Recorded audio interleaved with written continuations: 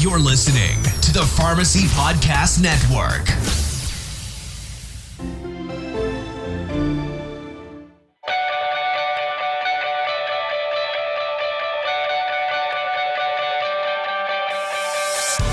This is RX Talk with Suzy, the first and only pharmacy-specific podcast for women, about women, hosted by women. As recently as the 1960s, women made up only 8% of all U.S. pharmacists. Today, that number has increased to over 55% of the women pharmacist workforce and 85% of the pharmacy technician workforce.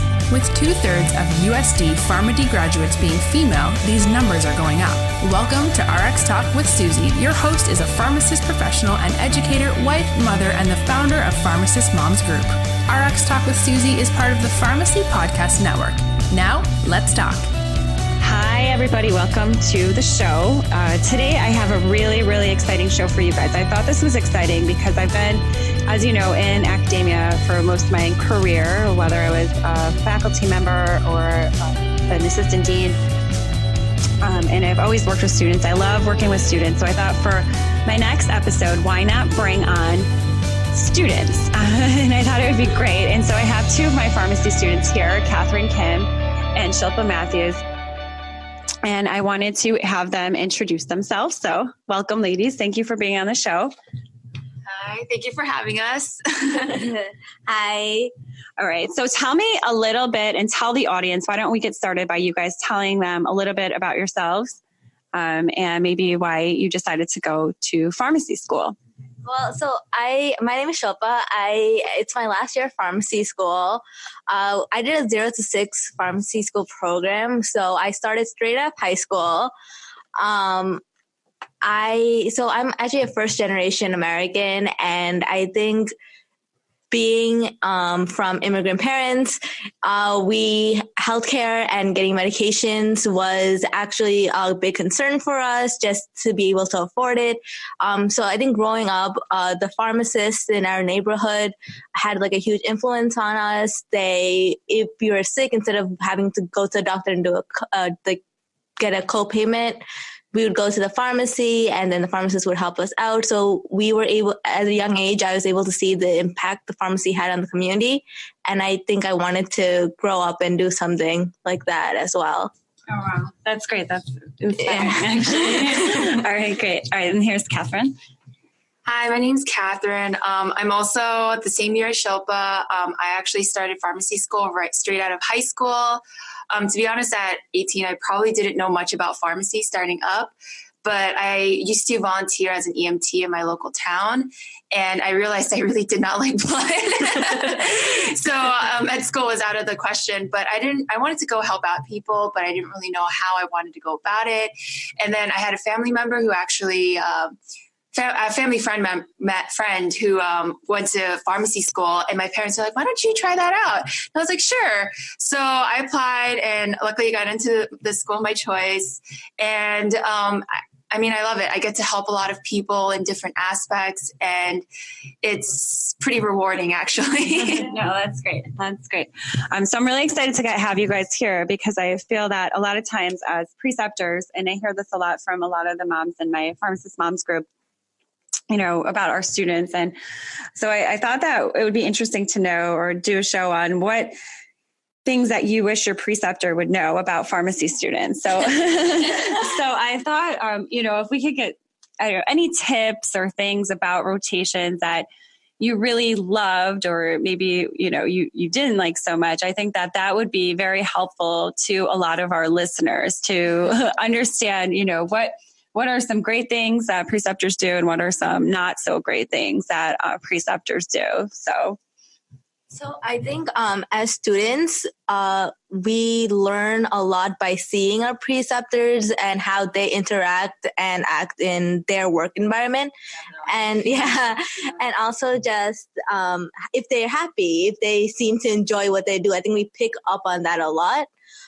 So I think just the preceptor being present and willing and interested in us and interested in teaching us, it goes such a long way. Mm-hmm. And usually it's the preceptors that do seem to be very happy with what they do, or just not miserable with what they do that makes a difference. So what's the difference between somebody who's miserable and someone who just likes what they're doing? If you're I think I could tell right away just by like, I know this sounds a little cheesy, but just like from their eyes too, like you could tell like if they're focusing, if they really care about the one, like even if they're verifying orders, you really can tell if they care about, checking up on just like a Tylenol order.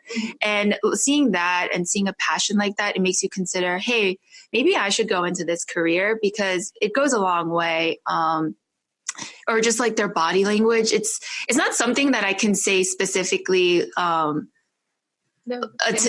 can pinpoint, but it's definitely body language and the way they speak about their job, especially like you can tell like subtle hints, like if they're a little passive aggressive, you can tell that they don't want to be there. Yeah. No, that's great. That I agree with that. I think that part of our role as a preceptor is to try to be, inspiring and offer you guys opportunities just to see different areas of pharmacy that you're considering. Because I think as a student, you still might not know what you're doing, right?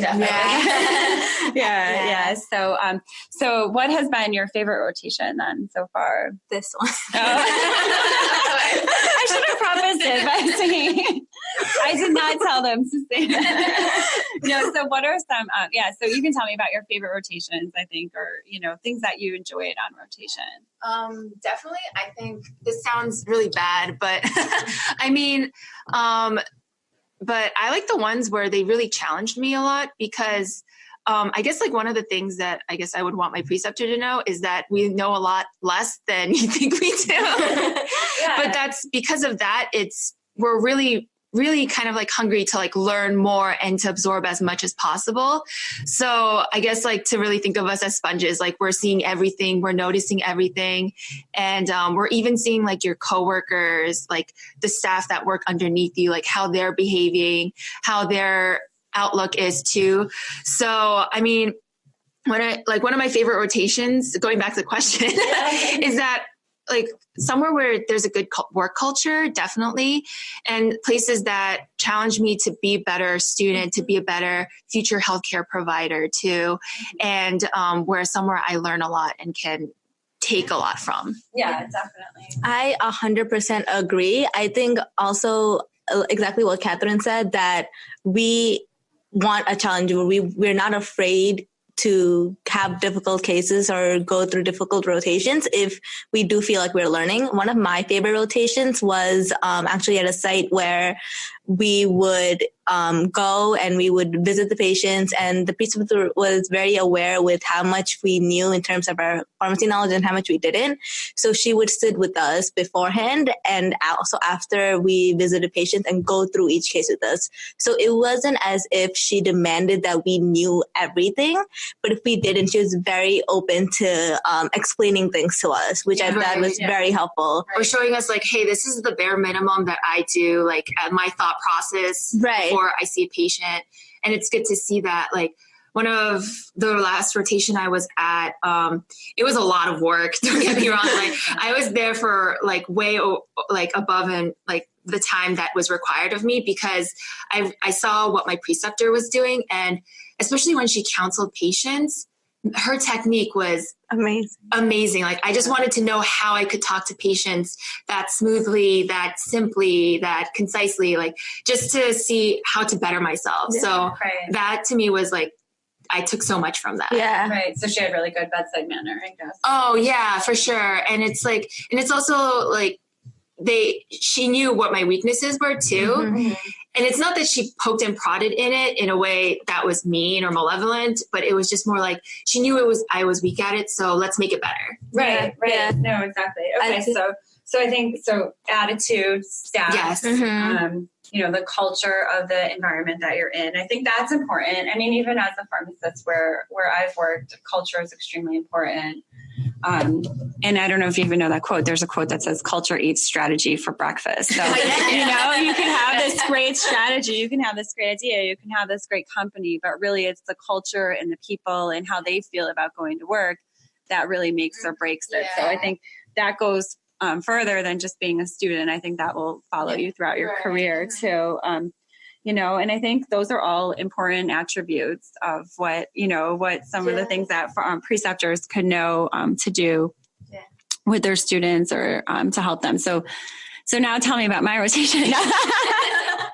It was different because we've been doing such clinical stuff for a long time, and that's been our mindset for a while. So then for us to, for example, like we're always standing, even at work or even at rotations, running around doing something or helping fill something. But it's different to be sitting down and actually be on a computer for once. Yeah, it's a different focus. That's what I was even saying to you today when I was looking at the grades, and I was like, well, when you're in an office environment and I'm on a computer, it's different than someone who might be a preceptor standing and working out patients, and they might get to their computer, have to do it after hours. So it's a different and it's good to get exposed to all of those environments. Oh, definitely. I agree 100%. So I think also just starting out in pharmacy school too, as a 17-year-old, my idea of what pharmacy was retail pharmacy, the community pharmacy.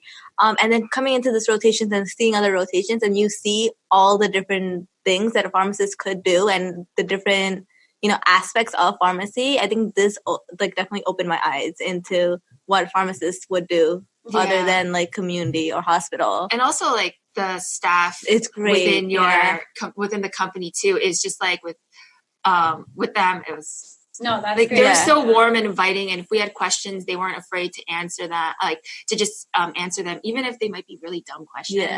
And we can ask it 5 times. Dumb questions, right?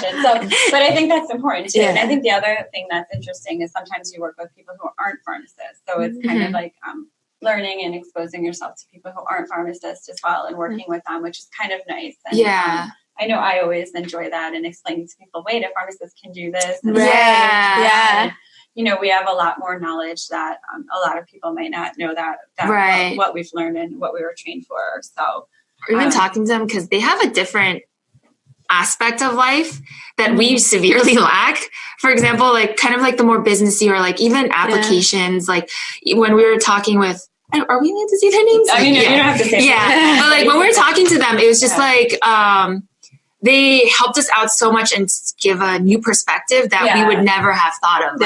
Like, maybe, we're, just speaking with them, it was like eye-opening too. Yeah, definitely. And I'm sure you guys did the same for them. I think for them, it's nice to work with, someone who has the science background and, critically thinking in a different area. So it kind of blends together. Brings us out of our tunnel vision, really. It just makes things go a lot more smoothly. So I think that's important too.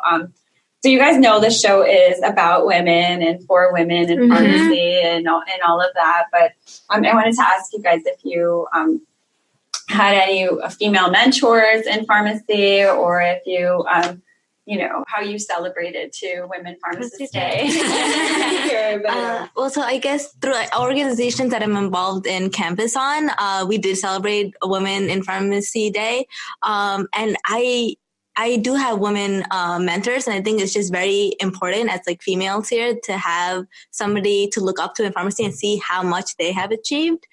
And it's great. And I think it also definitely shaped the way I have gone through my pharmacy school. Well, also like within our class too, and you could see this in any pharmacy class. I feel like it's 60% women and then like 40% males. And just in that in itself, I think is pretty powerful, because it shows us that, hey, we can stand on our own, but it also in a way is kind of a gender neutralizing factor. So you don't really look at that, and we don't realize that, he's going, maybe like that male student who could be sitting next to me could be getting ahead of me just because he's male. It's not anything like that, because, we're all going for the same thing. We're all working towards the same thing. And also just because having more women in pharmacy, you see more women leaders. And I think that's also just very important, because I think there is a lack of women leaders just like overall. And I think it's like progressively that's actually starting to change. Definitely. Oh, definitely. Yeah, I think that is a concern, because I think a lot of time when you look at the leadership, it's predominantly male, even though there's a lot of women in pharmacy. Exactly. And I think that's a critical point. And that was one of the reasons why I really wanted to bring light to Women Pharmacist Day and bring light to women, because there are more and more women practicing, but a lot of the leadership roles have traditionally been held by males until recent years. Actually, one of the hospitals I did my rotation at, I realized all the upper management within the pharmacy department were all females. Oh, wow. And I was like, wow, like I didn't at first it didn't really hit me like this is a big thing, but actually seeing like the director be female and her manager being female too, it was like, wow, like a department can be run by women. Oh, that's amazing. Wow. Yeah. And I just like commented on it and like, wow, like I never really thought about it, but this is great. Like you have an all female upper management staff. So like, I thought for me, that's like pretty powerful to see in itself. Cause when I started pharmacy, one of the things, you know, people were telling me like, oh, it's a good job for a woman. Right. Yeah. But that's like the worst thing you can ever say to a woman. I think, Yeah. I think a lot of people say that to women, but then, you know, you realize it's like there's so many aspects to pharmacy. Like you can go to so many different careers and go to so like even like listening to your career path as well. Yeah. It's like, wow, like I don't have to do one thing for the rest of my life. Like I could do this, I could do that and then be successful. And it's great to see. Yeah. And I think that's what happened to me. So I think as a student, I mean, I was similar to you guys. When I started pharmacy school, I said, you know, I wanted to work in retail pharmacy because that's what I fell in love with when I started. And so I had no idea how my life would unfold. And you kind of don't even realize how your life will unfold. So it's like at 20, what I'm planning for, you know, different things happen, you know, people get sick, you can lose someone close to you, you could, you know, there's different life changes that could occur, and that change, you might have to move, you might have to find a new job because you move, and you might, you know, so then it's kind of like you make it work with those changes. You have a baby, you can get married, you know, so a lot of things change in your life. And so it's just a matter of like going with those changes and finding a path or something. At least for me, that's always helped, is just trying to find something that works at that time, you know, and that I'm enjoying what I can do. And I think that's the beauty of pharmacy, is that there are so many different areas that we can work in and things. But I know we were talking about this earlier, so now I'm going to ask. Because I had asked about the lotto last night. And I know I bought tickets, and actually my town was featured because the town I live in, we all had purchased tickets together, and there were over 70 families that purchased tickets. And unfortunately, we didn't win, so I am not in Hawaii right now, because that's where I would be. But so what would you guys have done if you guys won as well? Yeah, you guys were billionaires this morning. I think this is such a practical answer, but I think it's also because we're students and we have loans. So pay off loans. Yeah. Hey, Pharmacy Podcast Nation, here's a quick message from our sponsors supporting the PPN, QD.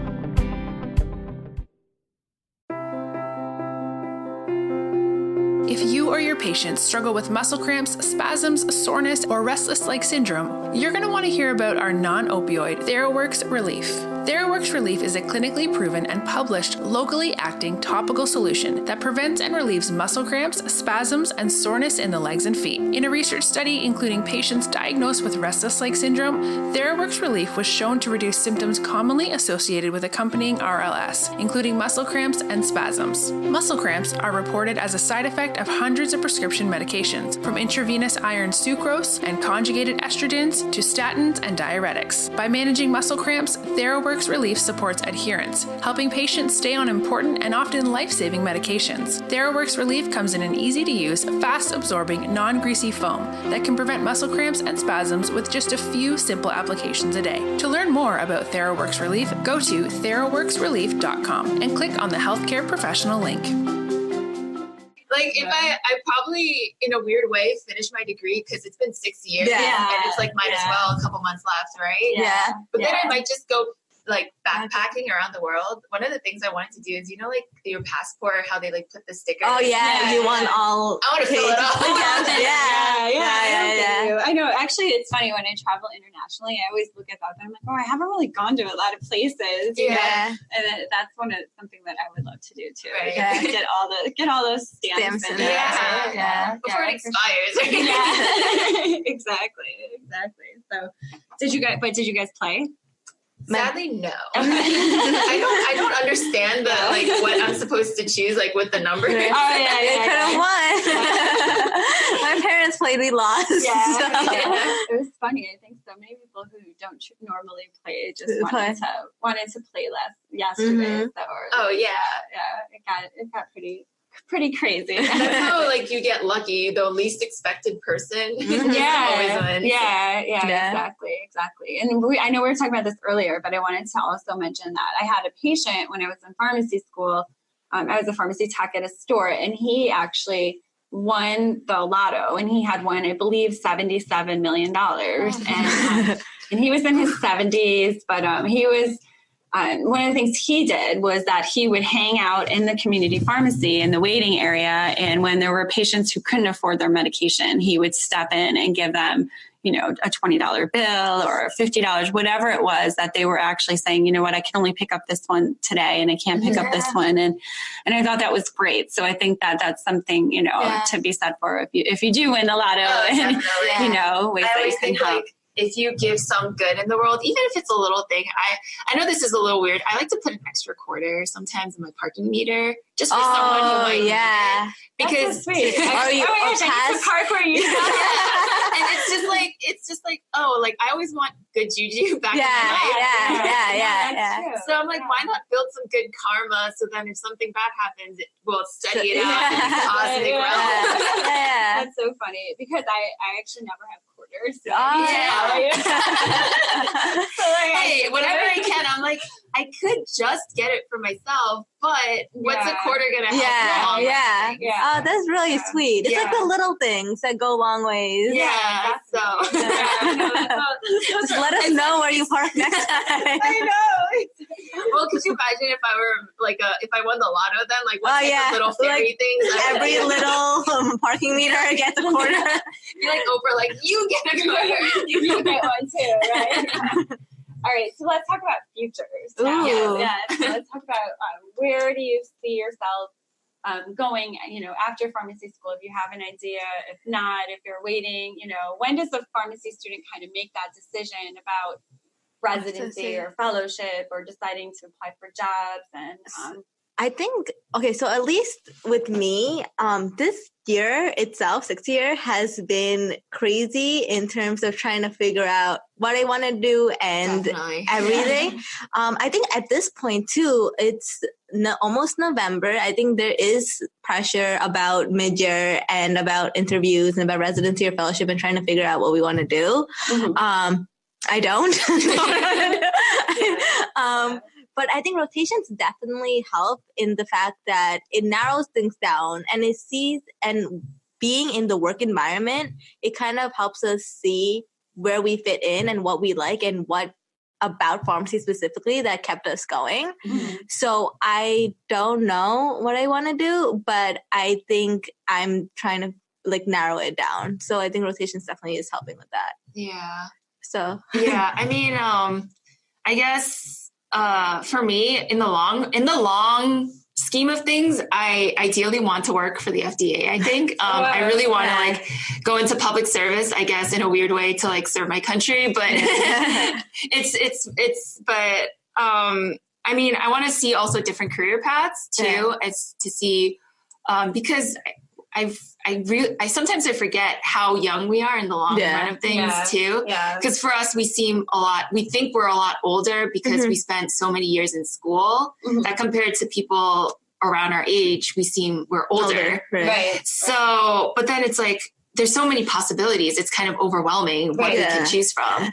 So I guess goes back to the whole main question, what I want my preceptors to know is to be kind of, we're going to ask you a lot of questions. We want to know everything that you've done or what you've experienced, what you like, what you didn't like, what you, we want to know. It's just sometimes we might be really shy about it and hesitant. Yeah. So then sometimes it's easier. Sometimes if they tell us where their background is, I remember when you told us we wanted to know, but then when you told us first, it was oh, great. Then I can ask more questions. Yeah, it was great because I think also just talking to the preceptor and their path to how they got to where they are is amazing because you see with most preceptors, at least, or the very cool ones, there's no clear cut path. And I think in a way it's scary, but it kind of makes me feel a little better, because I think also talking to all my friends right now who are going through the same, parts of their lives, they feel very stressed as well to try to figure out what they want to do. But I think it's like what you said, we are very young, and it's very nice to know that there's not one clear or even if for those preceptors who, let's say, been in the hospital all their life, or like, whatever they've been in one career for one job for most of their career.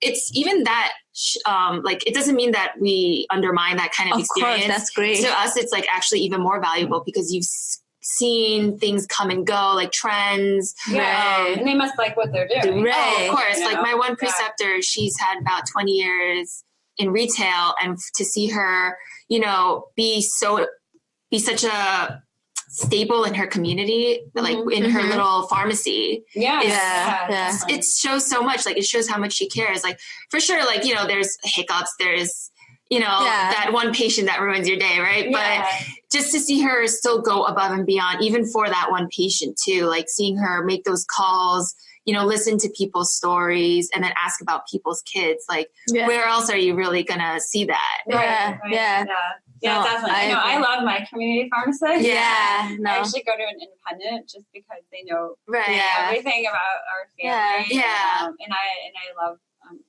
my pharmacist. I go to. So, all right. And then I was going to ask you guys too about the job market, and how do pharmacy students,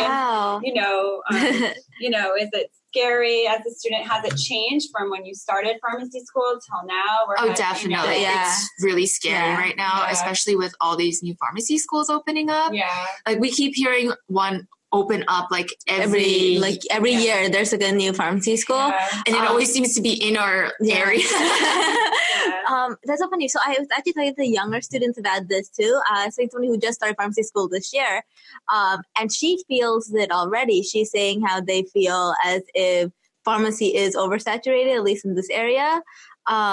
And there's like a lot of pressure to feel like there isn't jobs, but I don't know if that's necessarily true, because I think there is kind of a place for everybody. And I know, but it's when you're in the pharmacy school mindset, it's very hard to see it that way. As a student, it might be scary. But I think it's because like a lot of my friends too, like if they're in retail, they're part of a certain district, right?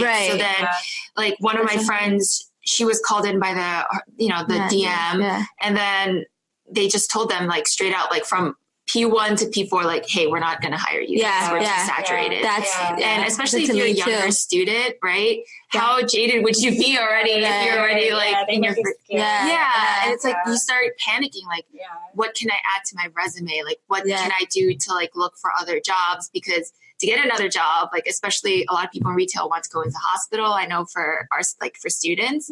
So for them, it's like, well, if you want to get a hospital job, you need hospital experience, but you don't have that experience. So then it's about getting the experience. And like trying to differentiate yourself, right? From others. And I think that's really what's critical, as a preceptor or as someone who hires pharmacists. I think that, the advice I have is that, trying to differentiate yourself from others. So going the extra mile, just like how you give the quarter, something else so that you do stand out. I agree. I'm actually writing letters of recommendation right now for some of my former students for fellowship. There's one student, she really stands out because she stands out from the crowd. Like, there's some of these students that, you're like, I'm going to remember her for the next 20 years because she really worked hard. So I think that's where that helps too. I think that's important. All right. So we're going to wrap up, but I just wanted to say if you guys have any like final advice for preceptors or anything, that we didn't cover, if we missed anything. Oh yeah. I mean, one thing is like people, like this is a minor thing, but when we email you, we are, required to email about like, when can we come in? And the moment when the preceptor doesn't email back until like Thursday, Friday beforehand, we're really panicking at that point. It's really helpful, actually. I'm really bad about sometimes getting back on my email. So that's I mean, because we were debating like, should we call them? Should we email them again? But we don't want to harass them. Like, how much should we say? Yeah. And from the preceptor side, I think I could answer that. It doesn't mean anything. We're probably just so busy that we're not even until the day before. Yeah, it's just like we don't know who you are as a person. Right. That's why it's even more terrifying. And it's also just like, oh, did I email this correctly? Is that why they're not responding back? Or then we start messaging our friends like, did you have this preceptor? Like, what time can we come in on Monday? Yeah, exactly. Like, what's it about? Exactly. Yeah. You know, it's fun. And the other piece of advice from preceptor side too, I know you guys were just talking about this, but I think ask your preceptor as much as you can. I think you should be able to ask, and you should be able to inquire, and you know, that's what we're here for too. Right. I think that's important. You know, it goes both ways. Yeah, definitely. You know, because we learn from you guys, and then you guys, you know, learn from us too. So, all right, great. Well, I want to thank you guys for your time. Oh, thank you for having us. This is so cool. All right, thank you. Thank you for listening to RX Talk with Suzy. Please share this podcast on all your social media outlets and help us reach other women in pharmacy. Be sure to check out our website. Go to pharmacistmomsgroup.com.